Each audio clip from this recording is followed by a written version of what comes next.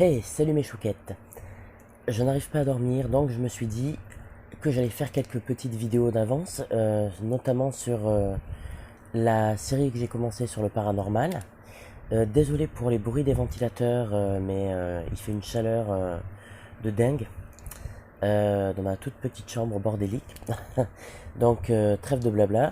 Dans l'épisode précédent, j'ai parlé des poltergeists, enfin du phénomène poltergeist, ce qu'il en était exactement dans les faits. Et du coup, j'avais dit que je parlerais de la psychokinésie ou télékinésie pour ceux qui connaissent mieux ce terme, qui sont plus familiarisés avec ce terme. La psychokinésie, c'est l'action de l'esprit sur la matière. C'est un phénomène plutôt spontané, très rare. Certaines personnes arrivent plus ou moins à le maîtriser, mais dans les faits, la psychokinésie n'est pas comme dans les films ou dans les séries où on va voir des choses spectaculaires comme, je sais pas moi, une voiture être déplacée, une table flotter, une personne être mise en lévitation. On n'est pas dans X-Men, on est dans la réalité. Et dans la réalité, la psychokinésie, quand elle est maîtrisée, ce qui est, rappelons-le, assez rare, ne peut déplacer que de petits objets. Une pièce, une figurine Lego, voire dans des cas extrêmes peut claquer une porte, mais je pense pas non plus que ce soit forcément volontaire à ce niveau-là. Certaines personnes font des expériences pour justement arriver à mieux contrôler cette capacité, qui consiste à faire tourner dans une boîte sous vide, à faire tourner un papier sur un système basique, un système comment dire, un bouchon de liège avec un cure-dent et un papier sous en forme pyramidale. Moi-même j'ai essayé. Ça demande énormément de concentration. J'ai jamais obtenu de résultat personnellement. Mais ceux qui y arrivent arrivent à faire tourner dans un sens le papier, puis dans l'autre. J'ai vu des vidéos qui n'étaient pas truquées, j'arriverai pas à vous citer les sources.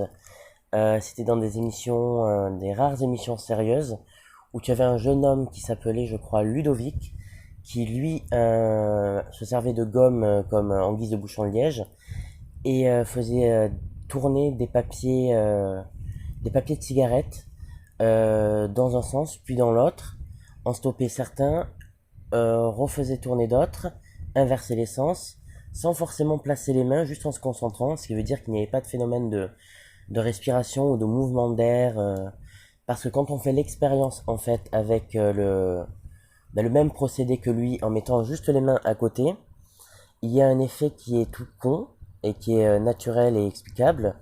C'est tout simplement la chaleur des mains qui est dégagée, qui va faire bouger l'objet. Alors, suivant l'inclinaison de la main, il y aura comme les aimants, un pôle réceptif et un pôle inverse. Pardon, la fatigue. Hein. Et du coup, le papier va effectivement bouger, tourner, et on va croire que il y a psychokinésie, alors que non, c'est juste la chaleur des mains qui se dégage.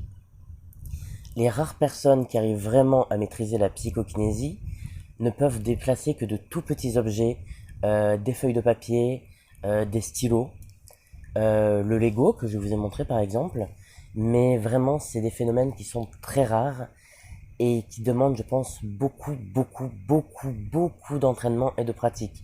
Il faut arriver à faire le vide complet dans sa tête, je pense, pour débuter, et bien se concentrer sur l'objet, ne faire plus qu'avec l'objet.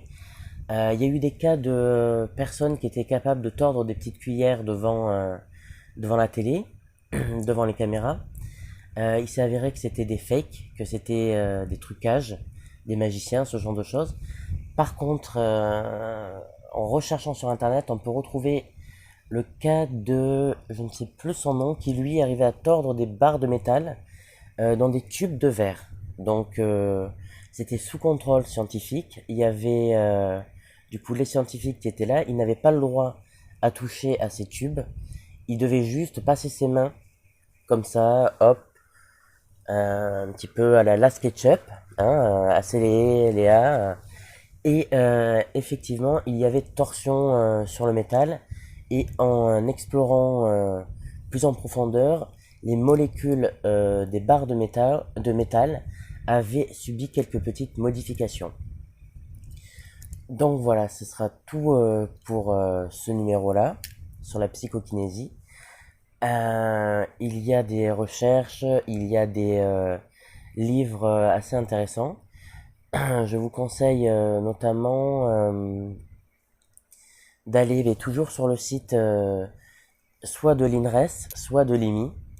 Vous trouverez peut-être beaucoup plus d'informations, des ouvrages intéressants, mieux détaillés, des cas d'études aussi. Donc voilà, sur ce, je vous laisse mes chouquettes et à bientôt.